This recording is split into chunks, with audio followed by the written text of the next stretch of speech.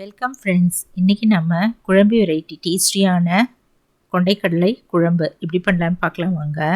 இது நல்ல சூடான சாதத்தில் போட்டு சாப்பிட்டா அவ்வளோ அருமையாக இருக்குங்க. நம்ம லஞ்சுக்கும் இது வச்சுக்கலாம். அதே நேரத்தில் நம்ம நைட் டின்னருக்கும் டிஃபனுக்கு நல்லா தொட்டு சாப்பிட்டா ரொம்ப அருமையாக இருக்குங்க. சப்பாத்தி, தோசை இதுக்கெல்லாம் தொட்டு சாப்பிட்டாலும் அருமையாக இருக்கும். சூப்பர் டேஸ்டான இந்த குழம்பு பார்க்குறதுக்கு முன்னாடி என்னோடய சேனலை சப்ஸ்கிரைப் பண்ணலன்னா சப்ஸ்கிரைப் பண்ணிக்கோங்க ஃப்ரெண்ட்ஸ். கூடவே பக்கத்தில் இருக்கிற பெல் ஐக்கானையும் கிளிக் பண்ணிக்கோங்க. வாங்க இப்போ இது எப்படி பண்ணலான்னு பார்க்கலாம். இதுக்கு தேவையான பொருள் என்னென்னு பார்த்துக்கலாங்க. நான் முதல் நாள் நைட்டே வெள்ளை கொண்டக்கடலை 1/2 டம்ளர் எடுத்துகிட்டு தண்ணியில் ஊற வச்சுட்டேங்க. மறுநாள் நம்ம இதை குக்கரில் போட்டு வேக வச்சுக்கலாம். கூடவே ஒரு உருளைக்கிழங்கும் வேக வச்சுட்டேங்க. புளி ஒரு நெல்லிக்காய் அளவு சைஸு தண்ணியில் ஊற வச்சு கரைச்சி எடுத்து வச்சுக்கிட்டேன். ஒரு வெங்காயம் சின்னதாக இந்த போல் கட் பண்ணி எடுத்து வச்சுக்கலாங்க. தக்காளி ஒன்று கட் பண்ணிக்கலாம்.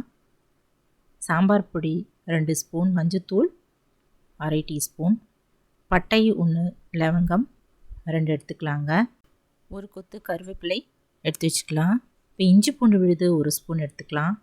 தேங்காய் 3 ஸ்பூன், 1/2 டீஸ்பூன் கசகசா இதெல்லாம் மிக்சியில் அரைச்சிக்கலாம்.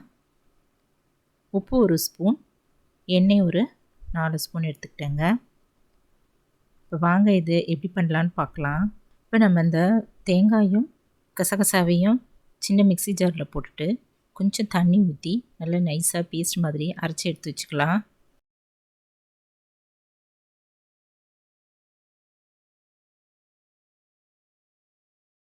இப்போ வேக வச்சுருந்த உருளைக்கிழங்கு தோலை நம்ம உரிச்சிட்டு 4 பீசஸாக கட் பண்ணி எடுத்து வச்சுக்கலாங்க.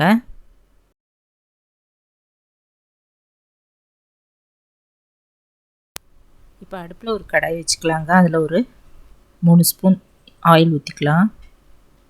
இப்போ கிராம்பு பட்டை போட்டு நல்லா பொரிய விட்டுடலாங்க.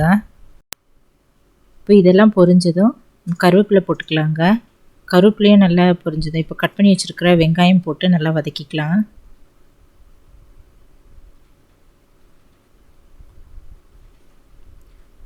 இப்போ இது லைட்டாக கலர் சேஞ்ச் ஆனதும் இஞ்சி பூண்டு விழுது அதையும் போட்டு வதக்கிக்கலாங்க.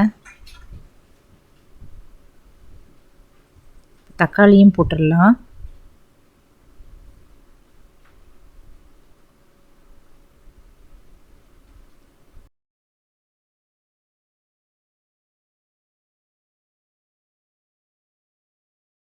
உப்பு போட்டுக்கலாங்க. இதெல்லாம் நல்லா சேர்ந்து நல்லா வதக்கிக்கலாம். இப்போ சாம்பார் பொடி, மஞ்சத்தூள் இதெல்லாம் போட்டுட்டு நல்லா வதக்கிக்கலாங்க.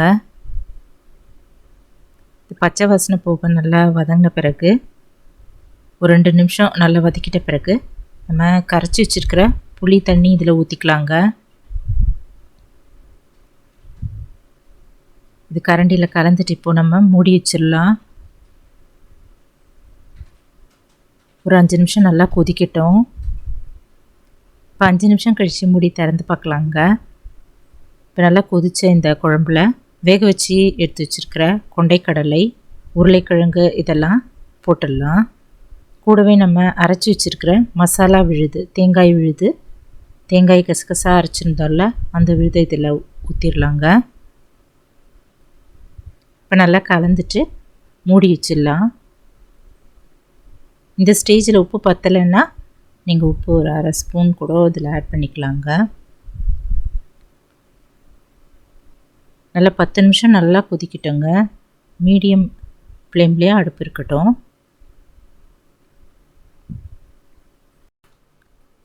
இப்போ குழம்பு நல்லா கொதிச்சிருச்சுங்க. இப்போ ஓப்பன் பண்ணி பார்க்கலாம். இப்போ நல்லா டேஸ்டியான வெள்ளை கொண்டைக்கடலை குழம்பு தயாராகிடுச்சு. எப்பவுமே சாம்பார், ரசம் இதெல்லாம் பண்ணிட்டு நம்மளுக்கு போர் அடிச்சிருக்கோங்க. இந்த போல் டிஃப்ரெண்ட்டாக ஒரு காரக்குழம்பு, வெள்ளை கொண்டைக்கடலை காரக்குழம்பு நீங்களும் வீட்டில் செஞ்சு பார்த்துட்டு எப்படி இருக்குன்னு கமெண்ட்டில் சொல்லுங்கள் ஃப்ரெண்ட்ஸ். இதே நம்ம லஞ்சுக்கும் டின்னருக்குமே வச்சு சாப்பிட்டுக்கலாங்க. இந்த வீடியோ பிடிச்சதுன்னா குக்கிங் வித் சித்ரா அன்பு சேனலை சப்ஸ்கிரைப் பண்ணிக்கோங்க ஃப்ரெண்ட்ஸ்.